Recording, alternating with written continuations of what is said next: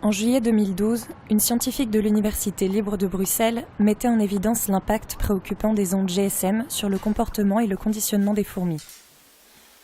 Eh bien ici, vous êtes dans un laboratoire d'éthologie et de physiologie de sociétés de fourmis, c'est-à-dire donc le fonctionnement des sociétés de fourmis. Les travaux sur les ondes ont été publiés aux États-Unis et là, ça a fait un ramdam terrible.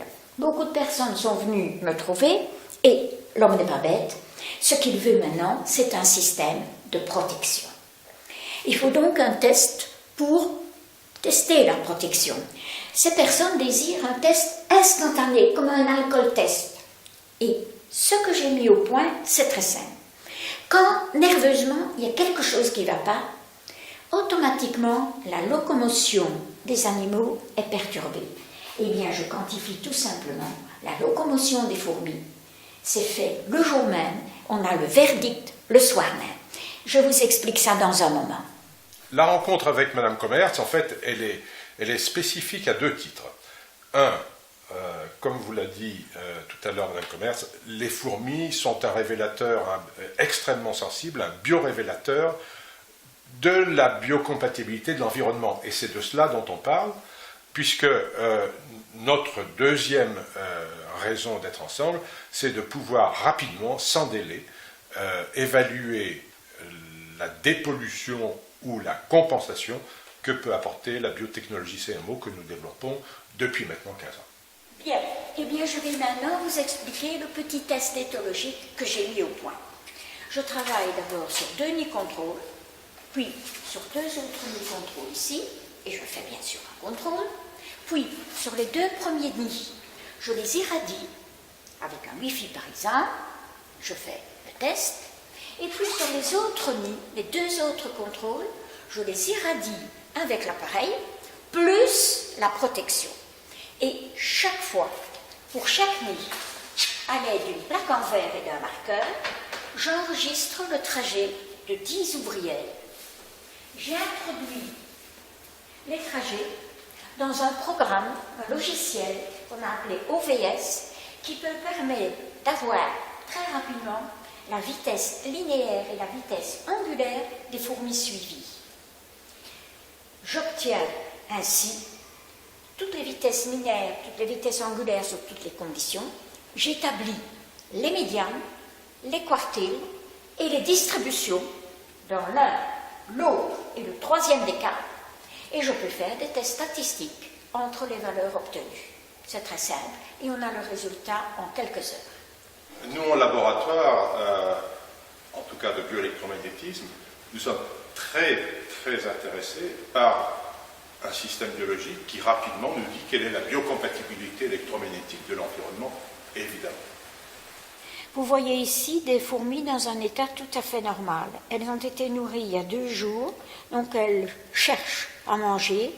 Elles sinuent pas tellement et elles marchent allègrement, elles marchent assez vite, elles se déplacent normalement, leurs pattes vont normalement, leurs antennes bougent normalement, elles ne sont pas du tout inquiétées, je peux m'approcher évidemment, hein.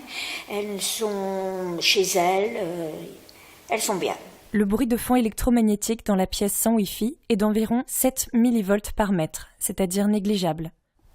Pendant qu'on irradie les fourmis avec le Wi-Fi, on regarde leur comportement et on voit immédiatement que ce comportement devient anormal. Regardez par exemple celle-ci, sa démarche est anormale. Elle hésite, elle va à droite, elle va à gauche, elle a des difficultés de bouger les pattes et même les antennes deviennent anormales. Si vous regardez cette autre fourmi, voyez que ses antennes recourbent un peu vers l'arrière. On observe ça en cas de grande sécheresse, par exemple. C'est donc un état de stress qui, chez l'homme, peut correspondre à de la fatigue, à une irritabilité, à des maux de tête. Il faut se protéger. Lorsque le Wi-Fi est en fonctionnement, le champ électromagnétique au niveau des fourmis passe à 500 millivolts par mètre, c'est-à-dire 60 fois la mesure précédente. Le routeur Wi-Fi est maintenant installé avec la biotechnologie CMO. Et, peu à peu, on observe que les fourmis retrouvent un comportement normal, en ignorant le rayonnement du routeur. Les mesures montrent que le CMO n'interfère pas sur le fonctionnement du Wi-Fi, qui reste à 500 millivolts. Nous avons ici les trajets contrôle. Vous voyez, donc l'animal ne simule pas beaucoup et a fait en 5 secondes un trajet assez long. Bien. Ceci, ce sont des trajets qui ont été prélevés lors d'une exposition au Wi-Fi. Vous voyez comme c'est très sinueux et les trajets sont beaucoup plus courts. Donc la vitesse linéaire diminue et la sinuosité augmente. Et nous passons maintenant à la troisième condition. Voici des trajets pris avec le Wi-Fi plus la protection. Les trajets sont redevenus plus longs et moins sinueux. Les valeurs contrôle des fourmis non exposées au Wi-Fi ont des vitesses élevées et des sinuosités basses. Quand les fourmis sont exposées au Wi-Fi, leurs vitesses linéaires sont beaucoup plus petites, tandis que leurs vitesses angulaires, c'est-à-dire leur sinuosité, sont énormes, et elles augmentent avec le temps d'exposition. Avec la protection CMO, les vitesses augmentent à nouveau. Après 30 minutes, les fourmis reprennent une vitesse et une sinuosité normale. Les résultats exprimés en pourcentage montrent que, sous exposition Wi-Fi, la vitesse linéaire diminue de plus de 30% et la vitesse angulaire augmente jusqu'à 97%. Avec la biotechnologie CMO, la vitesse linéaire ne diminue plus que de 15% après 5 minutes et de seulement 3% après 30 minutes, ce qui est tout à fait négligeable. La vitesse angulaire, quant à elle, n'augmente plus que d'une vingtaine de pourcents, puis seulement de 7%. Ceci prouve bien que la technologie est efficace et que son efficacité augmente au cours du temps.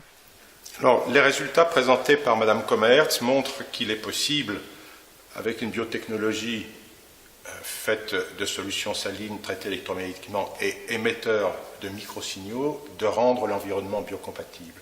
Et ces résultats corroborent d'autres résultats qui sont disponibles par ailleurs. L'ensemble de ces activités biologiques sont toujours perturbées par le champ électromagnétique d'un téléphone ou d'un outil informatique et sont toujours ramenées à la normale lorsque les systèmes biologiques protégés bénéficient effectivement de cette technologie CMO. En tout cas, appliquer le principe de précaution est un minimum lorsqu'on est en face de ces pollutions. La toute dernière chose que je voudrais vous dire, ne vous procurez qu'une protection qui a fait ses preuves biologiques.